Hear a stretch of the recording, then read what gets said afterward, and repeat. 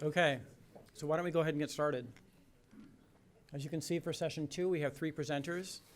Again, as before, we'll introduce each speaker as they come up to the podium or to the lectern, and then we ask that you hold your questions until the end. Our first speaker is Mark Dimunation, Chief Rare Book and Special Collections Division, the Library of Congress. The title of his talk, A Moving Target, Perspectives on Building a National Collection of Artist Books.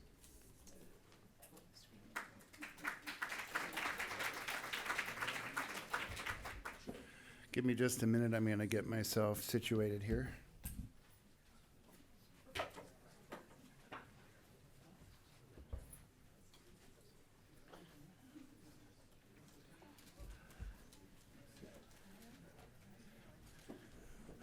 There's just no elegant way to do this.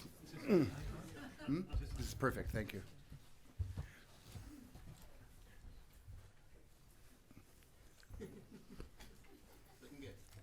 Good. Good afternoon, everyone. I decided to, after listening to this morning's session, revise the title of my talk. Now going to be, and now for something entirely different. There's nothing like representing a large circulating reference library to sit through a morning's display of talks such as the ones we had this morning, to realize that we, although live in the same world, we come at them from very different perspectives. So you'll be hearing a bit of, in my talk today, a little bit about the discussion of what makes what we call a research library different from the kind of research libraries that we're finding in museum settings. And I'll do that through a variety of stories before we actually get to our collections. But it did occur to me right up top that there were 2 things that I think help guide this conversation for me.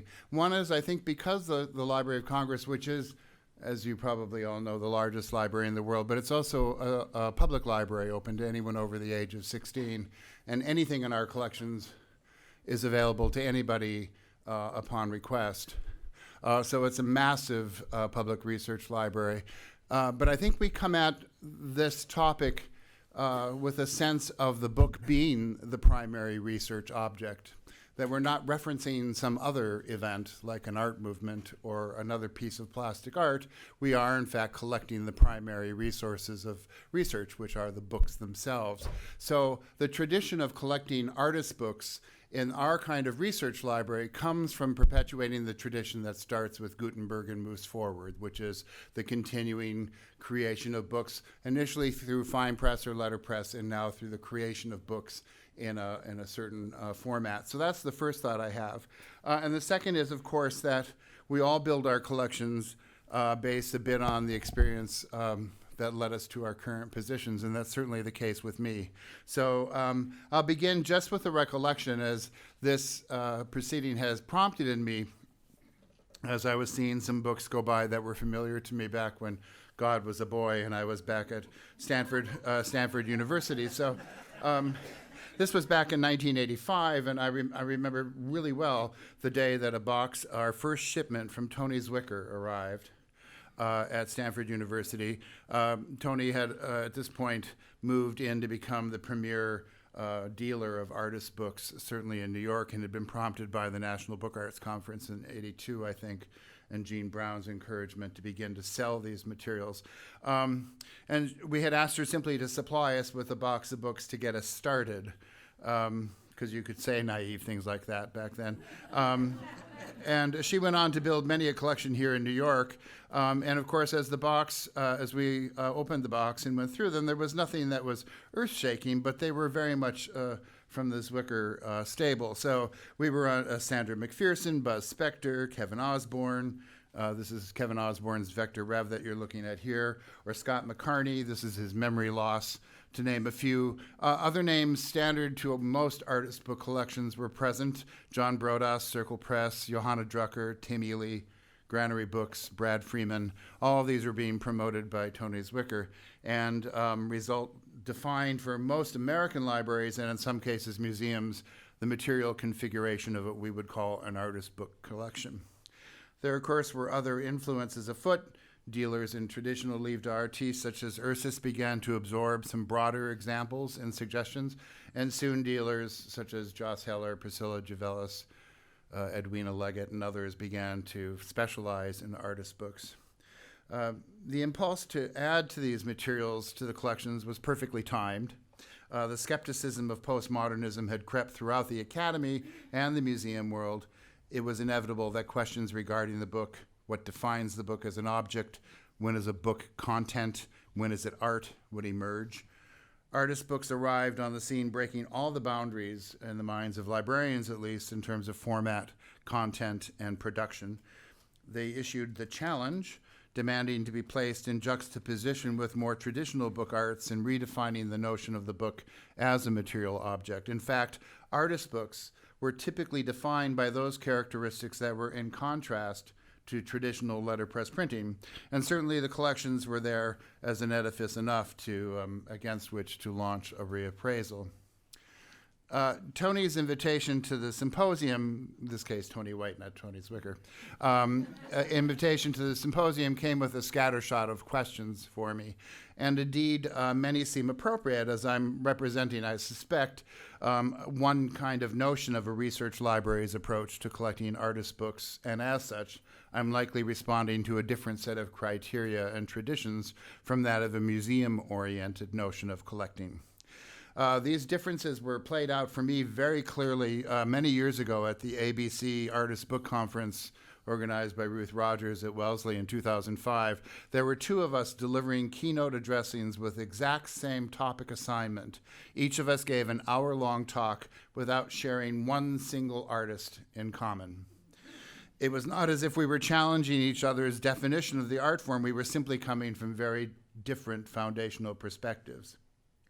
Typically, library collections, including the Library of Congress, are grounded in the tradition of documenting the material object of the book. For many years, this was limited to capturing examples of the revival of letterpress printing, and although many of those artists represented there went on to challenge the persistent notion of the traditional book, the collections usually did not extend to embrace those printmakers or photographers who were entering into similar dialogues in the world of the museum, albeit for different reasons.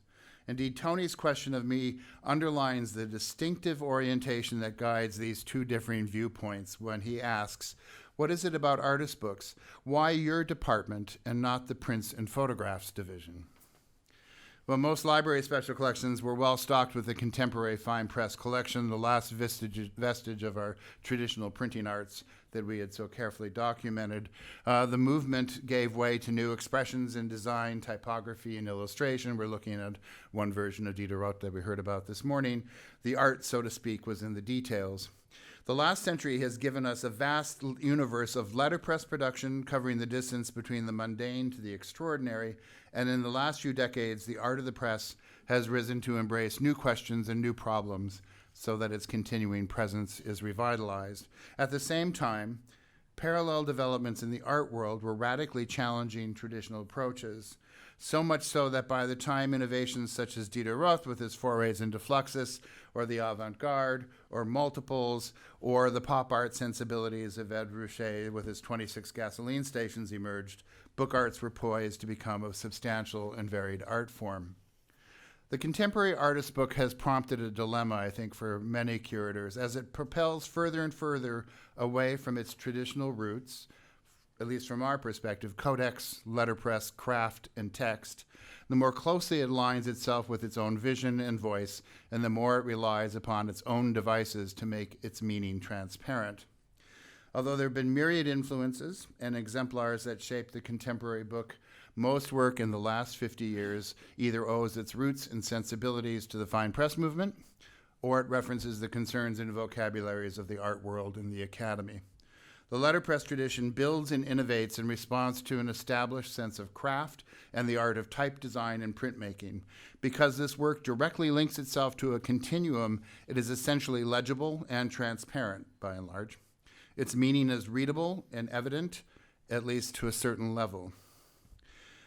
In contrast, and this is my book, so I'm not rejecting Keith Smith's Book 91 by any sense of the imagination. When the artist book veers into the sway of the museum, it often relates to movements and idioms that are external to its mode of production. Its reference is internal and abstract. Its meaning is interpretive and experiential. While recent artist books blur these polarities and seek instead a new visual and contextual vocabulary, the task of understanding or reading these works can at times be vexing. All one need to is compare the scope and direction of the artist books movement in a collection of a museum with those in a library. And I'm happy to say one of the exercises of preparing for this was to see how many of the books I mentioned were actually available in the Watson catalog, and there was a good chunk of them available, which means this blurring of lines that I'm talking about is much more prevalent than it was a few years ago. So I have to kind of shake this old fart notion that I have. They're vastly different, often representing nearly completely different populations of artists who are described and contextualized in utterly different languages, almost as if the book moves simultaneously through two independent cultural universes. To a degree, this makes sense. It's a matter of perspective and origin. But as I said, things are beginning to change. I do believe that our collections reflect this. I've noticed over the past few years that such distinctions carry very little weight with contemporary artists themselves, or for that matter, with curators. We're beginning to move beyond these categories once useful in identifying what we do into a less defined, freer sense of the book arts. This is a good thing, I think, since it turns our attention once again to the actual art at hand rather than categorizing it.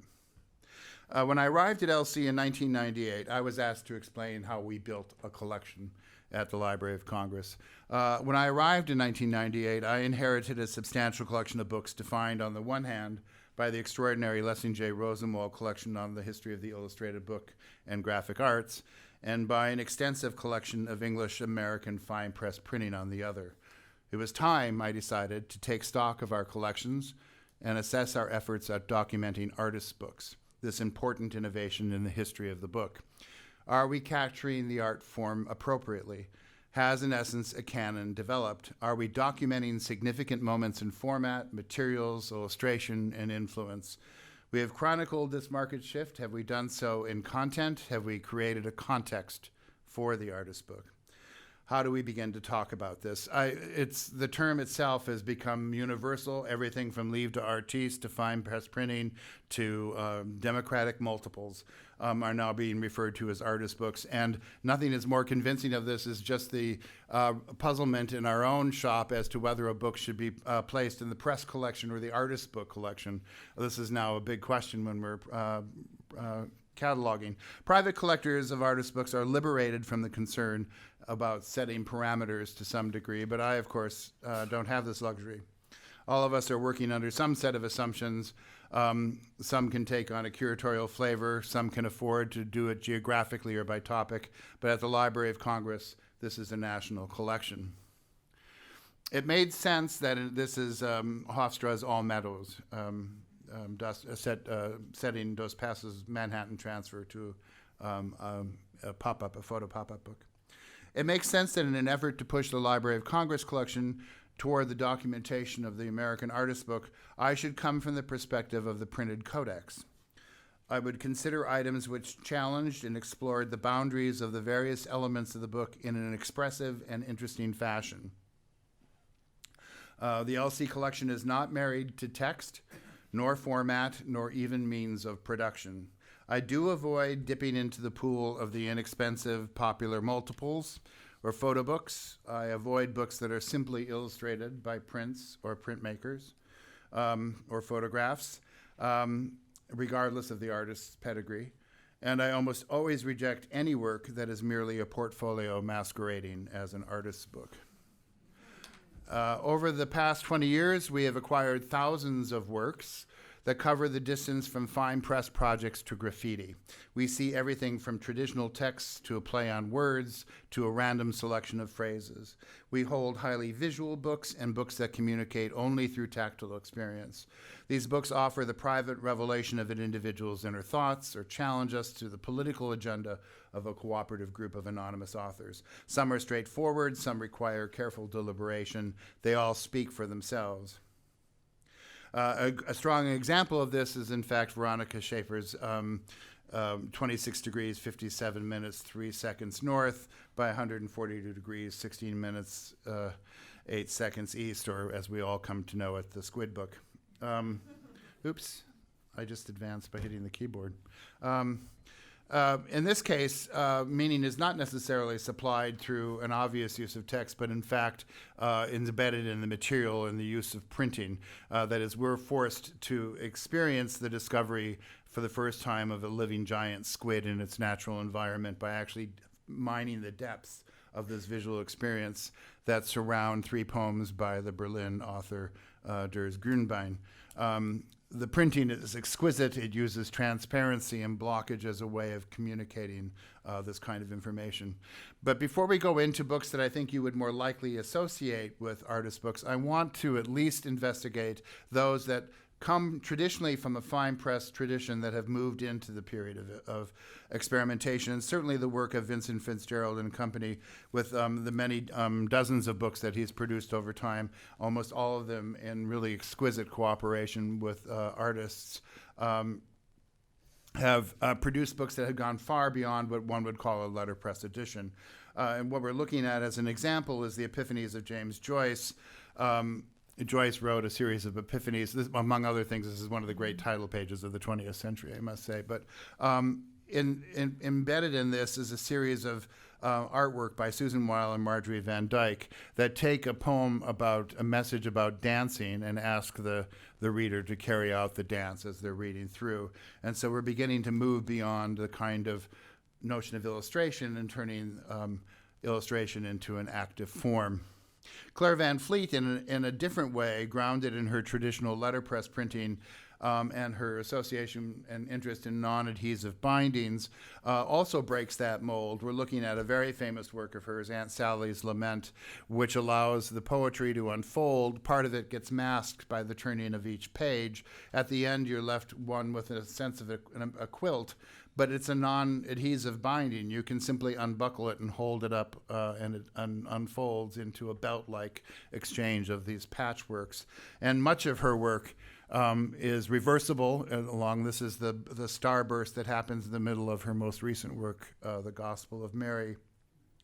Peter Koch, whose career is also very much grounded in the definition of California fine press printers, often works into what he calls text transmission objects. And certainly we're looking at one of his most famous, which is Diogenes' Depictions.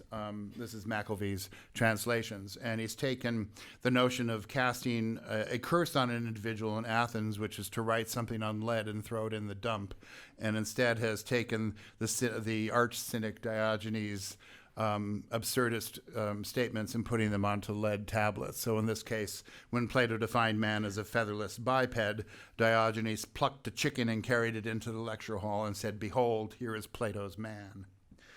He carries this through into Urtext, a hyper-modernist edition of concrete word poems, and ultimately into a set of works called Hard Words, in which he's used reversed newspaper type against large photo-engraved plates printed in platinum, ironic statements of wilderness with words like broke, froze, hard, shot, etc. For those who followed the progression of Russell Merritt's work as a printer, a typographer, and an author, we've had the opportunity of not only watching an artist come to age through his work, but we've seen how even typography itself can, in fact, become an exploration in the sense of artistry. This is a reminder that one of the things we do at the Library of Congress is to build archives of work. I might also say that we tend to set the context for artists by buying a good mass of their corpus, not selections, cherry-picked selections, but instead to create a larger context to observe work. In this case, these are Russell's notes for Ethelwald, etc., which is one of three magnificent works that came out over a period of time, two of which deal with individual letter forms. Russell says, oops. That's me telling me my time is up. Is my time up? 2 more minutes. I have 2 more minutes. However fine my individual letter forms may or may not be, a typeface is more than a collection of well-drawn images. A typeface is an aggregate image in flux, one whose final form is variable, determined as much by the words and language it used to set and by individual letter forms of which it's composed. How letter forms act and interact when assembled into words is the true measure of their success within a typeface. And followed again by a magnificent work in interstices or intersections, and autodidact considers the cube, which takes propositions from Euclid's elements of geometry and plays them out. Granary Press Books, which is familiar to many, also builds a stock of concern about text that's placed within the confines of presentation through artist books. We have Buzz Spector's famous A Passage from 1994, in which 360 pages, identical pages, are bound together, and then he tears each page to create the slope so that the one page of text is still legible. Or Heinrich Drescher's Too Much Bliss. In the words of Johanna Drucker, this book has the look of some manic encyclopedia of New Age Sears and Roebuck mail-order catalog of all the elements that ever existed in the course of organic history and human memory. The subtitle of this book is Scars, Tattoos, and Forgotten Instructions, Everything at Once. Another, more recently from Granary, is Jen Bervin's The Dickinson Composites, in which she replaces all the variances, the variant marks of Emily Dickinson's poetry, which have always been excluded in publication, and puts them into press. I'll stop with Tim Ely to be fair to time. You're missing a lot of good stuff, though.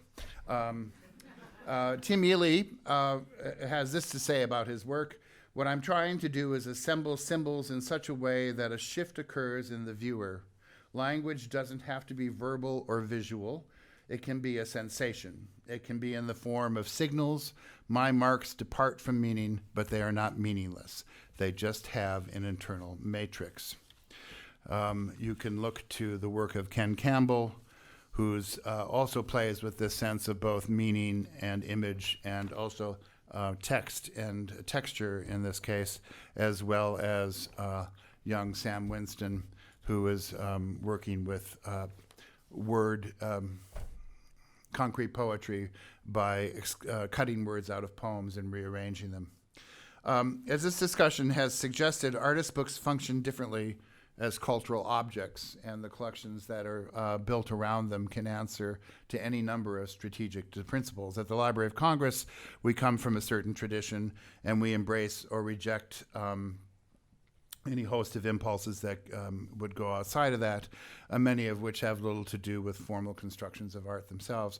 Each approach to the notion of origins, context, and importance come from a different understanding of the book as a cultural object, and this is just a taste of what happens at the Library of Congress. Thanks very much.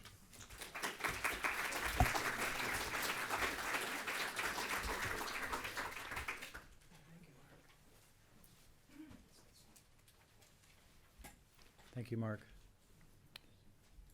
Our next speaker is David Platzker, Director of Specific Object. The title of his presentation, Where to Position the Apostrophe in the Idiom Artist Publications, the Legacy of Artist Books of the 1960s to the Present.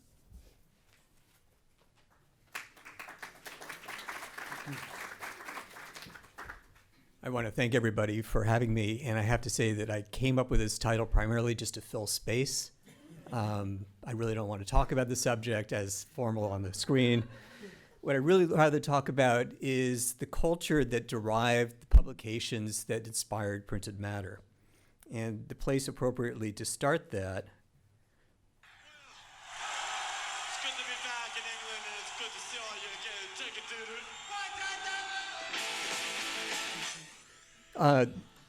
the place to start it would be with the Ramones. The Ramones, as you probably know, were the quintessential downtown New York City band. The Ramones played at CBGB's on the Bowery. And when they went to London to play this concert on April 7th, 1976, they were fearful. They were fearful that as this punk band from New York City, they would be immediately chased off the stage when they got to London. And they came up with a solution to prevent bodily damage. First, they took a huge amount of amphetamines. And then they decided that they were going to accelerate their set as fast as they could get it. They were going to take a 45-minute set and drop it down to about 15 minutes. And the way they accomplished that was not to drop songs, but to drop choruses and to make things go really, really fast. So I'm going to do a 45-minute presentation in 15 minutes myself. I don't do drugs, but I've had a lot of coffee. I am freezing, so if I'm shivering up here, excuse me. The irony, of course, about the Ramones on a stage on April 7th, 1976 in London was 3 days earlier, on April 4th, 1976 in New York City, about 8 blocks from CBGB's on the corner of Prince Street and West Broadway. A meeting took place between Saul LeWitt, Carl Andre, Lucy Lepard, Ed Ack, Walter Robinson, Pat Steer, Irina Van Zaan, Mimi Wheeler, Robin White. And that was the first meeting of what would become formally Printed Matter. They sat around in a loft. No doubt they were drinking coffee, or more likely red wine, and scheming up an idea that Saul had been kicking around in his head about all of these things that had been sitting around his studios and the studios of his friends and his dealers and his publishers. And that was namely that they all had stacks of books. And they were these things that were in boxes, and they needed a form of distribution. And Printed Matter wasn't unique in the respect that it was going to become a distribution point. It was one of maybe 3 or 4 places that were going to be doing it. Obviously, Art Metropole had opened about 2 years earlier in Toronto. There were some distribution points in Europe. But by and large, the notion for them was, first, it was going to be a place where their friends could see their books in quantity, and that these things would naturally find distribution because they're seen together, that you'd see like animals together. They would naturally find its means for getting out into the real world. Secondly, Saul thought of it as a for-profit entity, as a business, and that not only would he and his collaborators make a little bit of profit, they were truly hoping that the dealers, publishers, and the artists themselves who were contributing books to the business would see profit as well. And that by getting these things out into the world, there would be fuel to their entity. Further, and I think this was sort of the most interesting part of it to me, was that the books that they were making were only a part of their practice. That most of all of the artists that were engaged with Printed Matter in 1976 were by and large conceptualists or conceptualist adjacent. And if you asked Lawrence Weiner why you made a book, he would say, well, I get up in the morning and I think about an object I'm going to make, and maybe make a sculpture is the best way, and maybe to make a drawing is the best way, or maybe print's the best way, or maybe making a book is the best way to do something. And wholly thinking of the book as the artistic medium, which is to say that these were going to be publications that were done in volume, 100 if not thousands of copies. They were going to be artwork for the page, which is to say that whatever is being appear in the book-like format was intended to be seen strictly within the book-like format. It wasn't repurposing of photographs of sculptures or drawings or paintings put into a book with a narrative. We were looking at the book as a white cube, an exhibition space for the mind's eye. And that these things would then circulate broadly because of the scale of volume and the fact that they were cheap. So let's see how this goes here. So when Art Right 14 came out and this idea poll was solicited, many of the artists that were talking about the publications that they were doing, whether it was Alan Capro, Douglas Hubler, Adrian Piper, Lucy as an art writer, Saul LeWitt as well, were thinking about these various positions that they could take for the book as a disseminator of their ideas. So let me just give you a flavor of the sorts of things that they were writing in short. Baldessari writes, since a lot of people can own a book, nobody owns it. This is carry on. Nowadays, the only trouble with artist books is that they themselves have gained traction have gained attention of museums and curators. Judith Hofberg, who was an art librarian, the alternative to galleries has become the object, and the object is the book, and the book is produced by artists. And then LeWitt himself, artist books are like any other medium, a means of conveying art ideas from the artist to the viewer, the reader. Unlike most other mediums, they're available at low cost. They're not valuable except for the ideas that they contain. They contain the material in a sequence which is determined by an artist, and this is the key to me.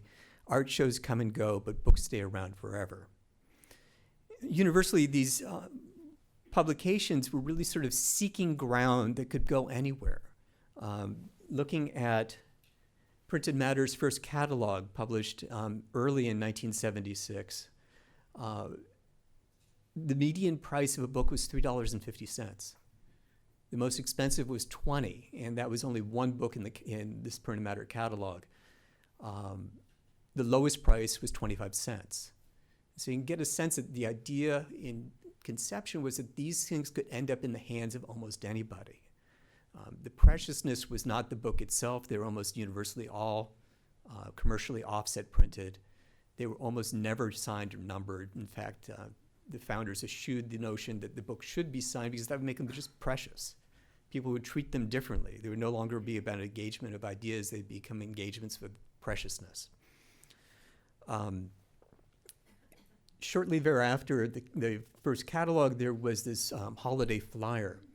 And I should have mentioned that in these slides on the lower right, and I know this is hard to see the further you get back, is the Watson call number if the publication is in the Watson collection or in the Metropolitan's collection.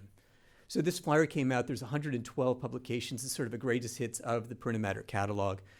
And of those 112, 44 are currently in the Metropolitan's collection. It doesn't really matter in my mind if it's in the Watson or if it's in any other collection. It's in the museum. That's important.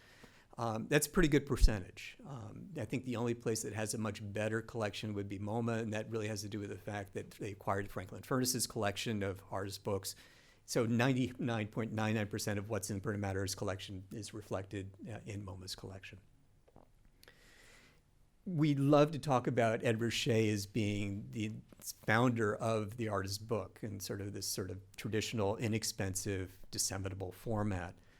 And I think, rightly or wrongly, that's not a bad place to begin. One of the issues about artist books for me is this notion that there are alternative space. The term alternative came up frequently in the early conversations about artist books and among the artists that were engaged with them. A number of years ago, Martha Wilson and I were giving a talk together, and I brought up the notion of alternative spaces, and Martha screamed at me from the back of the hallway, "Alternative to what?" And it's a fair question. There's a romantic way of looking at what alternative ways of seeing and producing are. Are we talking about it as alternative, as the artist book is an alternative to painting, sculptures, or other things? But really what it is, it's about artworks that are alternative to the dominant structures of commercial galleries, museums, and spaces. The ingrained cultural area for which financial support structures validate what artists are producing. And it's no small measure that what was largely alternative were not the artworks themselves, but the artists, the people who made the objects. And by the numbers, what that means is that women, people of color, individuals from outside Northern America, Western Europe, or nearly anybody openly identifying as LBGT could not find venue in the dominating cultural structural systems. And to be clear, it's individuals and the art that they were producing, they were systematically sidelined, ghettoized, or as being lesser, not definitively as equal. In all senses, not worthy. And it's this condition that continues to remain relatively vexing. It's problematic, and we go into institutions today, and it hasn't become until fairly recently, and we can have an open conversation about why things have become marginalized. It's almost as if artists remain in holding patterns towards recognition until they find commercial viability, at which point their work becomes acceptable to present and to represent. And artist books, by and large, belied the structure in the low cost and that the books were widely produced in quantity encouraged their circulation through sales. They became visible markers of what artists were producing as they became sent out, in some cases, for self-promotion. And as with traditional books, artist books have a sort of valued sense of legitimacy, that because it is printed, it is written, because it's written, it has value. Looking at the early printed matter public catalog, there's a wealth of and themes that are nearly equal in division between gender and race. There's sadly only a handful of non-Caucasian titles, or artists from outside Northern European or American venues. And by the time that printed matter was about 20 years old, the inventory had grown to about 7,500 titles from roughly 3,500 artists, and truly representing a much more broader span of humanity, in that terms, both in terms of geographics and cultural relevance. And just as a sort of an odd aside here, of course, it wasn't just simply that heterosexual men were being excluded from the cultural systems. Not only did the Met not collect artist books, famously Richet's first artist book, 26 Gasoline Stations, was rejected by the Library of Congress in 1963 when he attempted to donate a copy. And you can question whether or not it was because it was not legitimately a work of literature, or did the chief of exchange in the gifts division not know how to catalog a book that simply contained black and white photographs of gasoline stations dotted across the western United States? That's a question I would have loved to have asked. So taking a look at just a couple of quick examples of some of the books from Printed Matter's first flyer. This is Laurie Anderson's October 1972, and it's just one page for 31 pages of odd little things that Laurie Anderson encountered in Lower Manhattan as she wandered through the city. Or Carl Andre's Quincy book, containing photographs of quarries and tombstones around Quincy, Massachusetts, where Andre grew up, something of a cradle-to-grave documentation of the early materials that ultimately were found in his sculptures. Or John Baldessari's Brutus Killed Caesar, which is a tongue-in-cheek, deadpan indexing of murder weapons from the obvious to the ridiculous. Happily, we've already seen El Lissitzky's publications, and this is Hanna Darboven's reinterpretation of Lissitzky. And rather than thinking about his work as being strictly about representational three-dimensional space on a printed page, Darboven is thinking about taking his three-dimensional space and turning it into her mathematical formulas and moving that through the narrative of an artist's book. Saul LeWitt's own Lines and Colors, a book using linear reading format to reflect the progressive instructions based upon lines and colors and logical permutations, one of many books that he produced in similar format.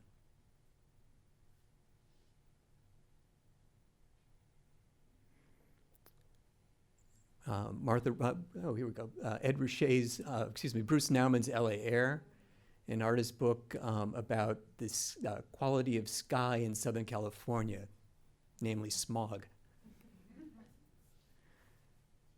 And then here's Martha Rossler's Service, a trilogy, which is 3 textual pieces that are largely about both cooking, but on a broader scale about female domesticity, the notion that the woman's place is in the kitchen.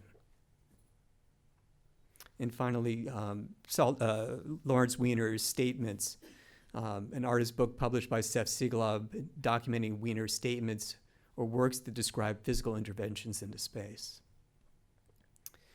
One could be very cynical about artist books, especially those of the early conceptualist artists, that perhaps that there's a legitimate argument that they were marketing devices, both for the conceptualist artists like Richet, who weren't proximal to their primary dealers or collectors. These were calling cards. They were things that the artist could send out as prospectuses. It was very easy for an artist like Richet to send a book out and then show up in New York a number of months later and say, hey, you got my book? And then there's a mistaken notion that when we speak of artist books as democratizing agents, that these books were intended to be political in content, when in fact political content was only part of many of these books. It was the fact that these books were democratizing from the standpoint that they could be widely distributed that made them really interesting. And then the way I like to close this always is talk about this notion about why printed matter thought that they could teach people to learn how to read art.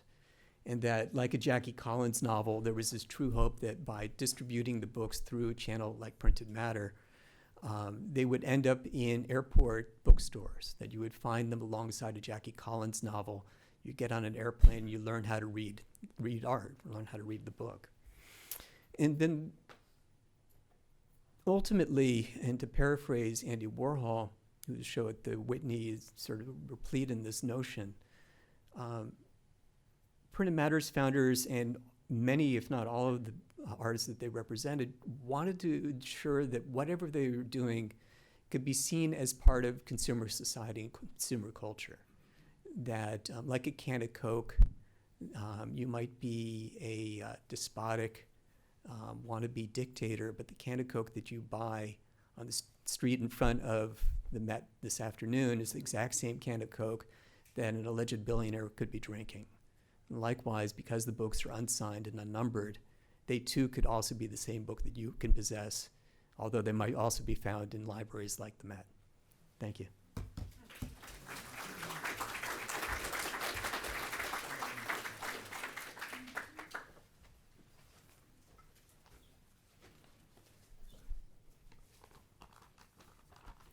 Our third speaker is Sonel Breslav, Director of Affairs at Printed Matter Incorporated.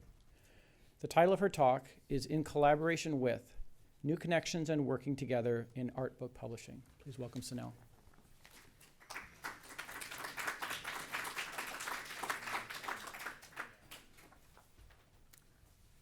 Could I take one of these? Excuse me.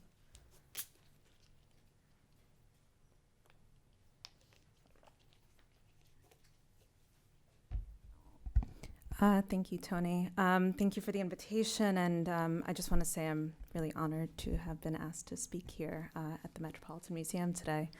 I'm going to use this chair.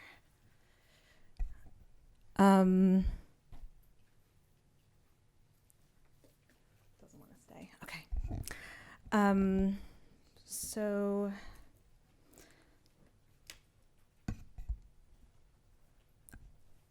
I often refer to artist books and publishing as intrinsically collaborative.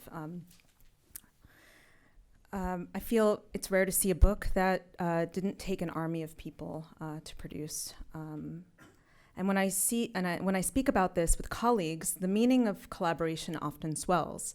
There is the labor, the inspiration, and the economy of each of the elements. Each of these elements, which are also connected to a team of people who have a particular purpose.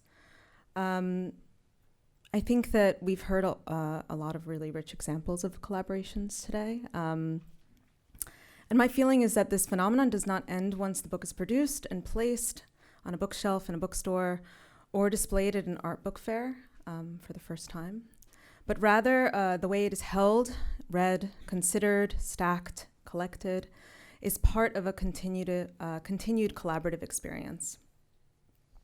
I really like this idea, and in many ways it is a driving force for my ambition in my role as director of the New York and LA Art Book Fairs. For me, the fair is this massive resource for collaboration. And there's all this potential for crossover, for learning and for sharing of diverse experiences that are all swirling around in one space and in between each of the individuals that are present in that space. I am the believer and seeker of the dream team, a term that I'm not necessarily interested in defining today, but one that motivates me and motivates my work.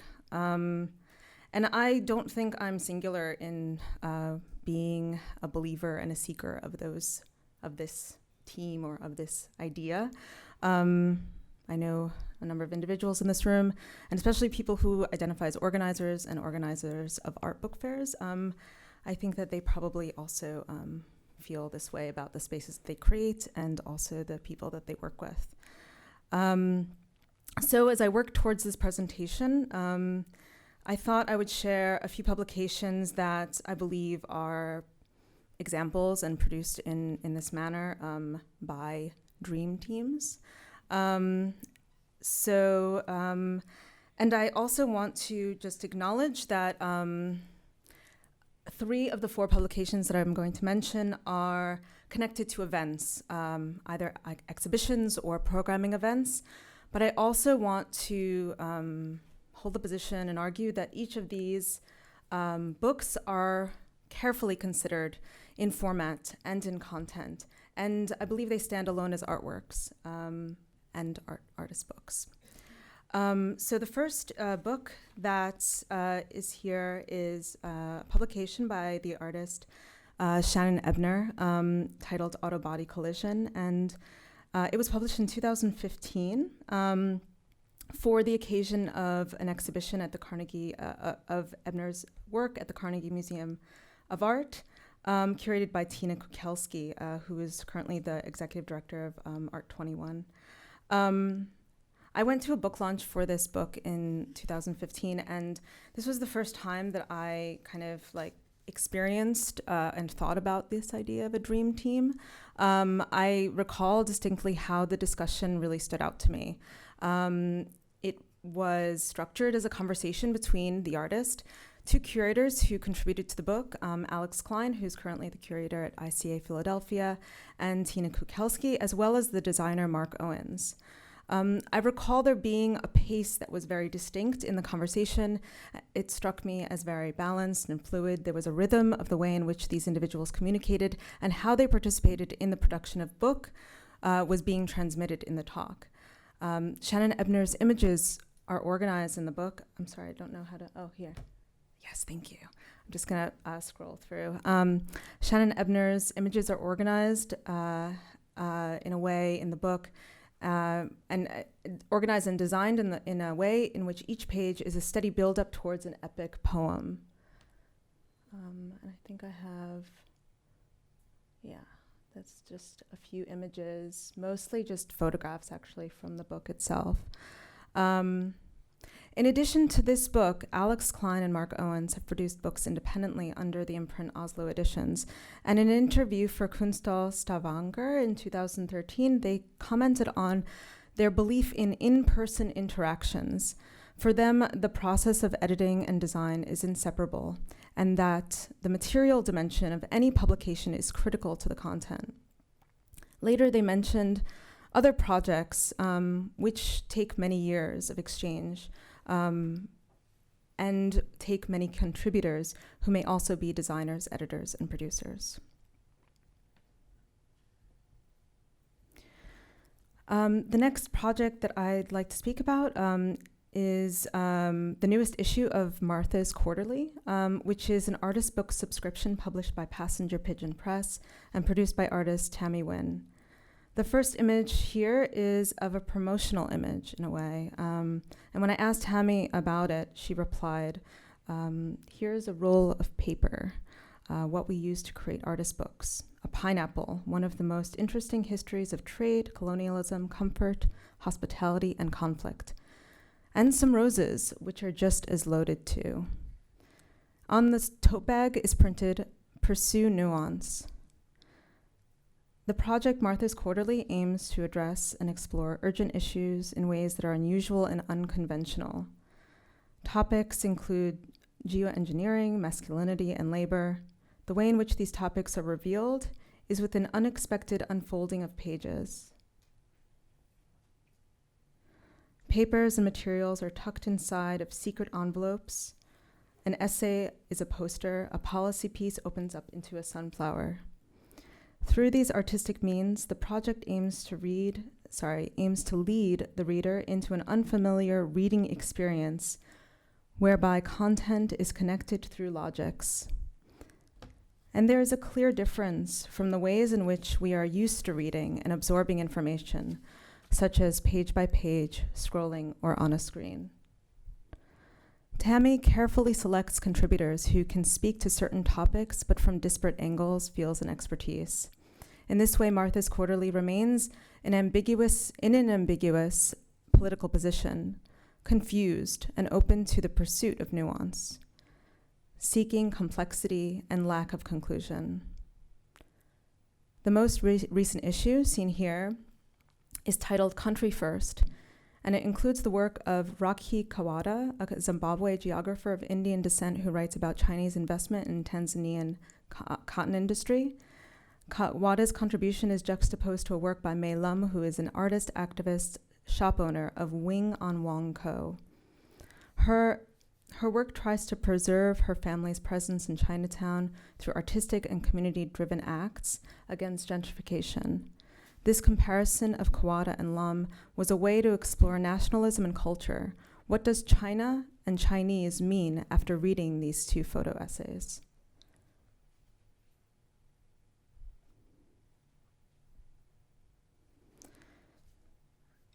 The next series of images here are from a recent publication titled Sentiments, Expressions for Cultural Passage, produced by the artist collective Press. I first heard about Sentiments about a year ago when a friend of mine couldn't make it to a party that I'd invited her to at my house. Andrea Rubla, with some of you may be familiar with her and her work, is someone who's part of my dream team when I was producing art book fairs independently. She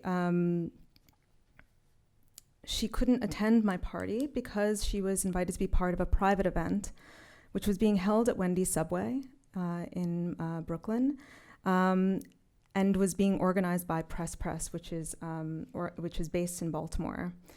And she was invited to contribute as an artist and speak to her experience as a DACA recipient. So here are a few images from, not necessarily, I think this is actually from Wendy's itself, but then there were a few other events that were in New York, but also outside of New York, in Maryland as well, that were also similar kind of events that Andrea attended that evening. The publication is a direct result of the conversations that came out of these events, out of the workshops and art projects and writing that then the expanded Press team worked on together, along with their many collaborators, which included artists like Drea. And it took about a year. Over the course of a year, these events happened and were organized.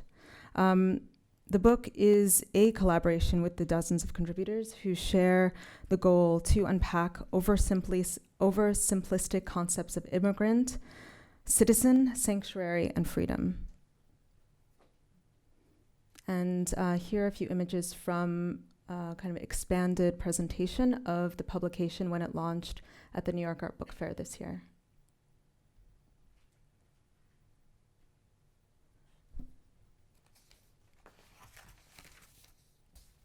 How am I doing on time? Okay, thanks. So maybe I can just, since I have a minute, I just want to make sure to read actually the names of the individuals who are kind of the driving force of Press, and that here is Kimi Hanauer, and with her is Valentina Cabezas, and there are Bomen Yon and Bilfena Yawanand. And so these are kind of just a small group of the very expanded family that is and team that is Press. Now I've lost my spot. Okay. The final publication that I wanted to speak to was this very recent publication that is a companion to the Carnegie International, which opened this fall. It is titled The Guide, Carnegie International 57th edition, 2018, which the book just last week got a substantial mention in Art Forum in a review on the exhibition, which I will note is particularly unusual. This project began over 3 years ago, so the exhibition itself, the organization for it began probably closer to 4 or 5 years ago. And the project for the book, as a book, started about 3 years ago with an expanded team of curators led by Ingrid Schaffner, editors and producers Karen Kelly and Barbara Schroeder of Dancing Foxes, and Prem Krishnamurti and Max Harvey of Workshops. Besides the generous representation of the content and structure of the exhibition, this book includes written and illustrated travelogues by 4 contributors who traveled around the globe with the curator on various research trips over the course of a year. There's a guide. There's a guide to the city of Pittsburgh, including information about local climate and a map to attractions around the city, and blank pages with drawing exercises. The book is fun, and it's also the perfect size to fit into your back pocket, a design element that became part of the project early on. The intro of the book reads, "The object of this guide to the Carnegie International 57th edition, 2018, is to supply the traveler with all needful information to point out the most interesting places and the best way of reaching them, to render her comparatively independent of the services of guides and others, and this enable her thoroughly to enjoy her tour in this magnificent exhibition." I think I may have commented. So here are a few images of a prototype of the book to make sure that it did in fact fit into the back pocket. And then this is how it was in the end found by the producers of the book, that people were actually putting them in their own back pockets and in their pockets. So it was very satisfying for them. Here are some photos that were just taken at these meetings. Everybody looks like they're having a really good time. I think I commented on these pictures as I saw them on Instagram as #DreamTeam every time I saw them. Were very generously shared with me. So Ingrid Schaffner is kind of in the center figure with the striped top, and there's Ashley McNillis, who's a curatorial assistant, and then Karen Kelly and Prem is in the corner there. I think they're doing some breathing, yoga exercises. I think this is my last image. I just to conclude, I think there's an inspiring level of depth and investment to how these partnerships come together and what they achieve. There are many layers to the story of production. There are many people that are part of that story. Some of this may not be immediately visible to the reader, but I would argue that there is a new level of a complexity and potential of interaction and interpretation, and a little bit of magic that comes from these many voices, the many perspectives, the many skills, and the many backgrounds. And that's it.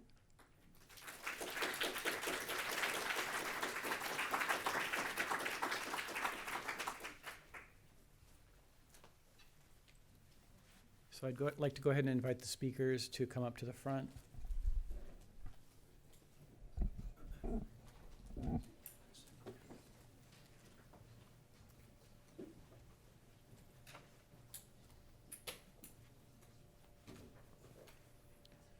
So we're pretty much on time, which is spectacular, and great thank you to the speakers. And we have enough time for Q&A. So what I'd like to do first is, as we did before, if there are questions that the speakers have for each other, comments or discussion points before we open it up to the floor for questions. Can I talk about the Dream Team? Yep. It should click on.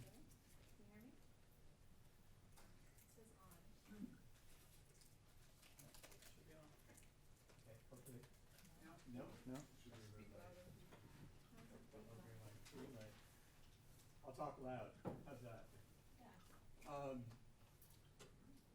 The Dream Team. I love this concept. My soapbox has been that computers destroyed artist books.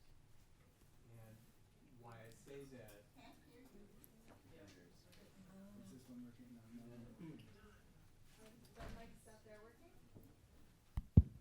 Oh, mine's on.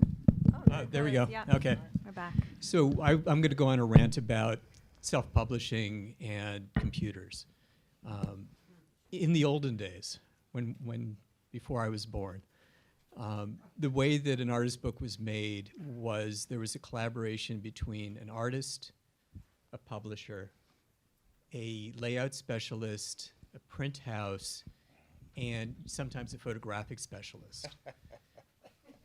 I'm sorry. Binder perhaps as well. You know, it would take a village. And the artist would conceive of a project, he would sell that idea, maybe in a maquette format, to a publisher, gallerist or a small publisher. And then they would gather around and rally forces to produce a book. And it wasn't a project that happened overnight. And I think the Carnegie International is sort of the perfect exemplar of this, that not only did it not happen overnight, it took months, years, and it yielded an amazing publication. And in large part because at every step along the way, there was an editing decision made that is this worth investing time and money in? Is there another way of doing it? There was feedback. And I think more and more with an artist book being something done at the touch of a button in the middle of the night, 20 minutes after someone thinks they're done, there isn't that reflective possibility of coming back and thinking about whether or not it's actually done. Is that a question? It's a statement. Yeah. Yeah. I just to reiterate, I think that absolutely time has a lot to do with it. It is very easy to publish a book, but it's quite a feat to build something as a group that there is that you feel is relevant, and you are reminded by what is being produced that it is relevant. For me, this is a matter of clarity of language. We're talking about publishing, which in my world is far removed from a discussion of artists' books themselves. And this is, I think that's one. I think we can circle our wagons and all be within the same campfire, but printed matter is sort of a perfect juxtaposition against my collection and how little I own from printed matter. I love printed matter, and I shop there. That's my book that I showed that I had bought at Printed Matter. But there's an issue of art publishing and artists who are being published, and then there are artist books. And from my perspective, artist books are usually singular productions created and crafted by the artist, regardless of what kind of means of reproduction they're using, where you don't have the intervention of publishers and large presses. So it's a different world. I would almost argue that if there were any danger, no, I won't go there. I think that it's really kind of apples and oranges. So as much as I think, and this is a little what I was referring to, is the disparity sometimes between the conversation in, for lack of a better way of describing it, the library world as opposed to the museum world, where the concern in the museum world is that I was very interested by your discussion of white space and I forget the cube or the white cube, and I thought, see, that's an artist who in essence is hanging their art in the book, which is very different than an artist whose art is the creation of the book itself. I don't see them as different objects. To me, an artist book is anything. Artist book is anything that's in a book-like format. From the printed matter perspective, it has to be done in big editions that are non-precious, but because they are produced in a non-precious manner doesn't make them any less valuable from the standpoint that they are a unique work of art in a book-like format. They're just done in big editions as opposed to a Buzz Spectre, which is done in sure, but I mean, Nexus put out in part of the AIDS series, put out a pamphlet called Box Top, which was covered in a dental dam. I don't know if you sell that or not, but and it was inexpensive, but I think is very different from what I associate with your kind of holdings. So I don't know if there's an easy way of clarifying this here, but to me, there's we're really dealing with a very large range of discussion, and I think we can get caught up in not a lack of clarity of whether we're talking about art publishing as opposed to art creating. I think might be a way of looking at it. In my book. In my book, you don't have editors and interventions and things when you're creating. Well, I think the titles is where I'm interested in, like, the titles being flexible, and that there's somebody that is there for their skill set, but they have a level of creativity and interest to participate in the creation of an artwork, of an artist's book. You know, it's not that they're there just because they're an excellent editor, but that they also have more. That's your dream team. That's the dream team. Yeah. Maybe we should be salvaged by questions from the Sure. If there are any questions, so please remind you that we are being live streamed and videotaped. So if you have a question, please wait for the microphone to come to you. And maybe identify yourself as well would be great. Richard. Is this on? Yes. Hello, I'm Richard Minsky. And I want to just introduce another two words into this conversation, and that is book art. And I think there's a big confusion in some of the community between an artist's book, which is a book by an artist, and historically, at Printed Matter, and I remember from the days on Lispenard Street, which seemed to me to be before 1976, but maybe I'm in error and the history books are wrong. But artist books is one form of book art. And generally they were made cheap. In the old days when people thought democratic multiple had meaning, that was before the internet made everything democratic and you could get the art book for free instantly. And everybody was able to then self-publish that way. So in 1993, democratic multiple became a meaningless term because it was universal. But book art is a book that's a work of art, as opposed to an artist's book that is artist content within the form of a book, which is one form of book art.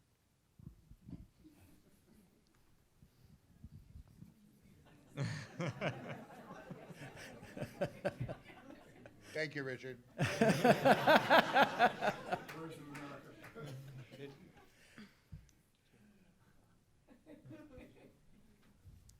Do we have any other questions or statements? Jared?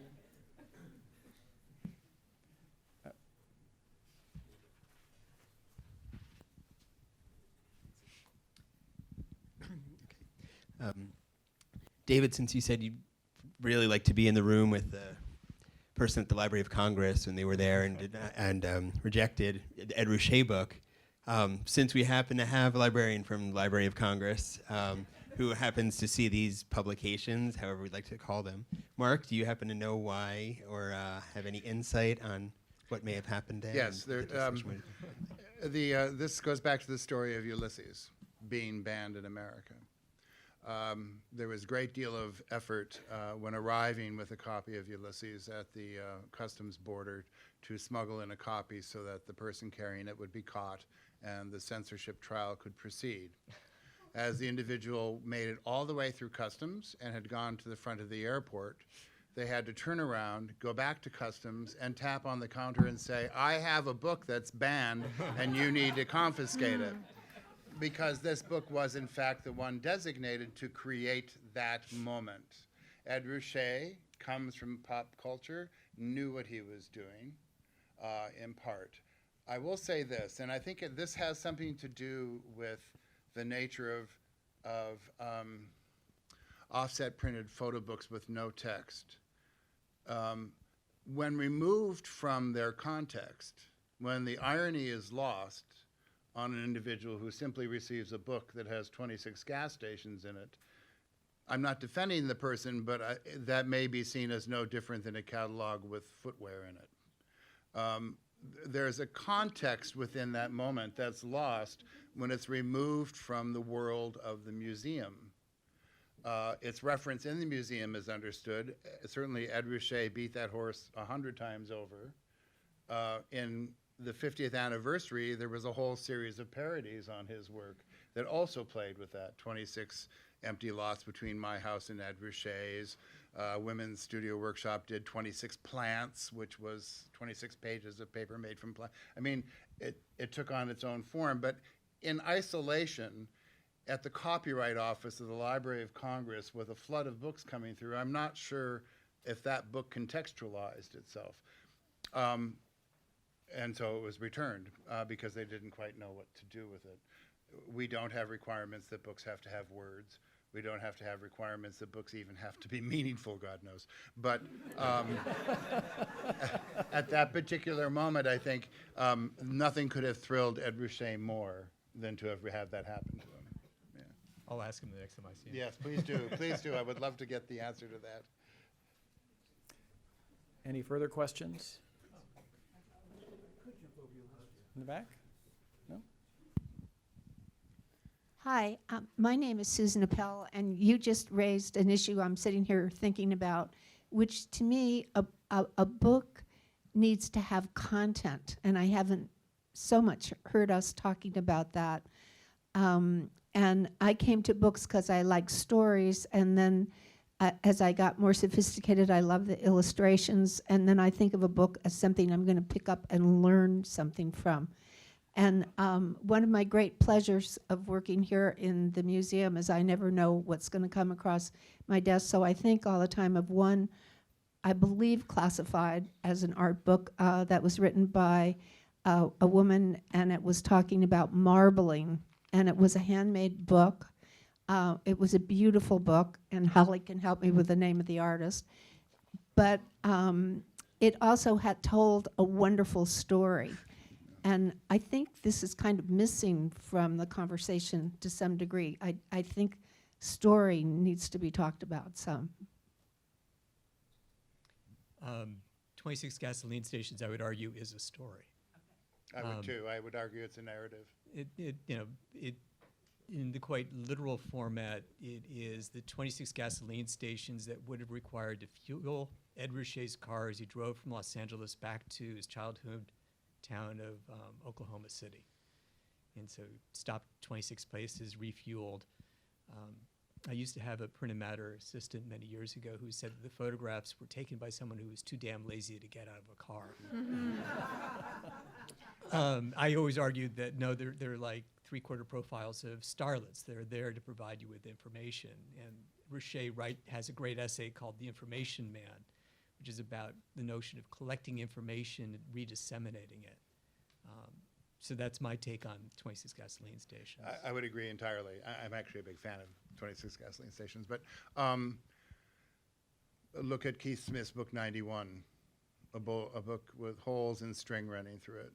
And the last time I was demonstrating this, showing this to somebody who was doing this, I stopped midway and said, I think you're not interested in this book. Why don't we just put it away? I said, of course, you won't know what happens to the string at the end. But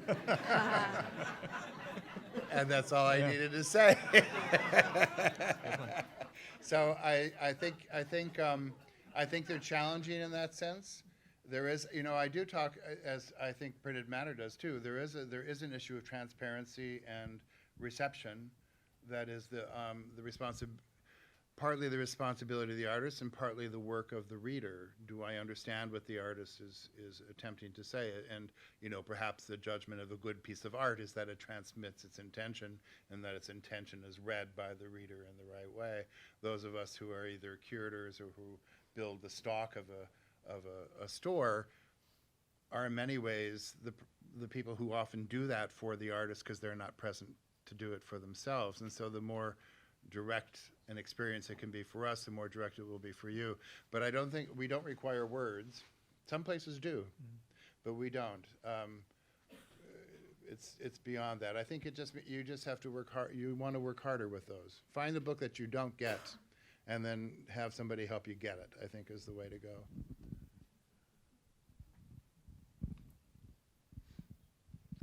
Hi, this is Karina Reynolds. I was just noticing that the title of this session is Production and Promotion. And the only person that really touched on the idea of promotion, I think, was you, David, when you mentioned that, let's see, I don't know if I wrote it down word for word, but you were referring to some of these books as marketing devices almost. And so I wonder if Sonel and Mark, you could also elaborate a little bit on the way that your organizations or collections relate to the book as a marketing device, or the artist book, or book arts as such. Go ahead. Do you want to go first? Sure. I think I mentioned at the kind of early on in the talk that most of the books that I presented were related to something that was also happening, that happened or was about to happen. I'm not sure, I don't know if the intention of these specific publications, is specific to promotion. I think that when you're producing potentially a publication alongside an event or happening, the intent, yes, is to distribute the ideas that are inside of that object. But in term, I'm thinking about promotion of the book fair right now, so it's like a totally different topic. But I'm not sure what else to say. Much as we heard with the Watson, the Library of Congress is very much a teaching institution. So our concern isn't necessarily to promote the sales of artist books, although that's lovely if it happens to do that, but what we're much more interested in is promoting the understanding of them. So we have a very extensive public program of lectures. They're called Thursdays at 3. Some of the people in this room have actually spoken at that, where we bring in book artists with their materials out on the table. They talk about their books, how they make them, and then there's a chance to actually review the materials with the audience. We're connected to all the book arts programs in what they're now calling the DMV, the District, Maryland, and Virginia area. And those are very heavily built around sessions on binding, sessions on production, sessions on technique. And then in addition, pop-ups. We have ongoing casual exhibitions, 100 books by women, book arts by women, as a way of educating the community. So in that sense, we're promoting the notion of book arts in general. You have a different idea of it, though, yes? Yeah, that wasn't actually what I was asking. I was asking more about the relationship of the form of the book to marketing itself. I think, David, you did start to touch on that, the idea that Ed Richet's... Right. Well, let me take it a little bit further. I think we could talk about the books somewhat cynically as being marketing devices. And what I mean by that, and this is entirely true primarily for the conceptualist generation, was there was an immediate recognition that doing a show of painting, sculptures, drawings at a gallery far away was an economic endeavor on behalf of whoever was presenting that exhibition, which means that shipping a painting or a sculpture is expensive. The crating, the shipping, the insurance, etc. And particularly true if it's an American artist who's showing in Europe. Now, how many people would actually go to see such a show? How many people in the city of Dusseldorf come to see a Carl Andre or Saul DeWitt show? A couple hundred? Whereas an artist's book has this capacity to be a show. It is that white cube, the gallery space that could go literally anywhere for very little amount of money. If you do an edition of 1,000 copies, that's already more people are going to experience that book than would see the show. And shows are also temporal. So that show might last for 4 to 6, 8 weeks, but the book is going to last 30, 40, if not many, many more years. So the number of people who are going to touch it during its lifetime greatly expands. So if you think about it in the mind's eye, this is really quite amazing. If you really want to be cynical, you could also say, well, LeWitt or Wiener or Baldessari or any of these artists could send these books out to prospective venues and say, hey, this is what my art looks like. Why don't you do a show with me? So it has that marketing capacity in addition to the Richer model where living in Los Angeles could send a book to Leo Castelli and show up 6 months later and hopefully see that still on Castelli's coffee table as a visible marker that, I exist. And although what happens in the book-like format for Richer is radically different than his paintings or his drawings, it's this means of keeping your name in circulation at very low cost. Unless I'm really missing the point, this doesn't translate well into a research library situation. We do the shows of the objects themselves. So as Richer's books have been on display, not as a substitute to displaying. It's very meta, this thing. We're displaying his display of his work, but we're displaying it as book artists. But we are also just as inclined to include artist books in an overview of the history of the woodcut from the 1500s to the 21st century. So I think there's still a disconnect here between a sort of museum notion of a book and an artist, a book arts produced product that you would find in a research library such as ours. Certainly we don't take books in as representation of the work that we take in is the artist's work. It's not a representation of their work done in another format. Otherwise, now some of these, you could say printed matter is, I would argue, in some cases it's graphic art rather than an art book. That is, they're well designed, and they're a series of photographs of, it's a well-designed photography book, but that won't play in our definition. So I think there is a bit of a disconnect, unless I'm really misunderstanding.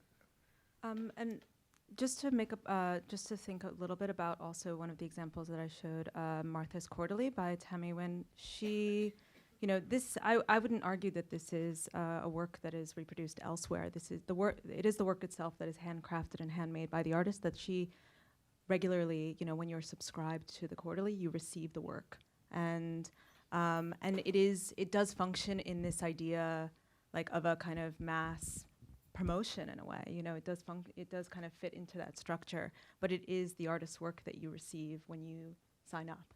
So, and they are, carefully crafted and the content is very carefully crafted at the same time, but it is produced in multiples. So maybe that's like another example, perhaps like not necessarily as the example that David's giving, where an artist is, still using that format of sending the work away from where, or it's never really, it can live in different ways in different places in a way. And then just like a very quick example, also just to think of another aspect to this is, there's often the question of by artists who are interested in making books, and I'm often, I feel, saying you should just make one. Just make one book that you feel like is a good representation of what you'd like to produce, and this idea of promotion comes in that way, right? Like that this is then potentially going to get them to a place to produce an edition of that or something similar to that book. Okay. Thank you, everyone, for your questions. It's 2 minutes till. Our plan was to start at 3 o'clock. We didn't give much wiggle room here. If you need to walk into the hall or what have you, really, you're on your own. The next session starts in about a minute, so I'd like to thank our speakers and thank everyone for asking their questions.